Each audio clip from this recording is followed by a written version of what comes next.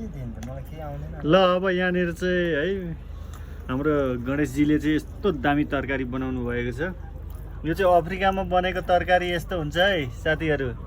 ए उहाँको चाहिँ हातै मिठो छ नि, फेरि मान्छे पनि त एकदम लुक्समा राम्रो ह्यान्डसम चिटिक्क परेको छ होइन।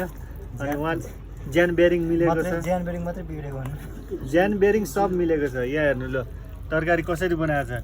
त्यो यो तरकारी केमा बनायो भन्ने कुरो पनि म तपाईँहरूलाई प्रस्ट्याउन चाहन्छु। यत्रो एउटा जगमा चाहिँ ट्याक्क पारेर बनाएको छ, देख्नुभयो नि यसरी। त्यसमा पकाएर बाहिर हर्केसमा मोलेर अनि त्यसलाई पकाएर बाहिर निकालेर अहिले हर्केसमा हालेर पुरा मोल्दै यस्तो तरिकाले बनाएको छ। तपाईँहरूलाई खानु मन छ भने चाहिँ लु कमेन्ट गर्नुहोस् है। च्याट्टबले यो तरकारी खानुभयो भने चाहिँ पानीबाट ट्याक्क मुखबाट चाहिँ पानी निस्किन्छ। पानीबाट चाहिँ होइन, मुखबाट चाहिँ पानी निस्किन्छ। ल ल ल।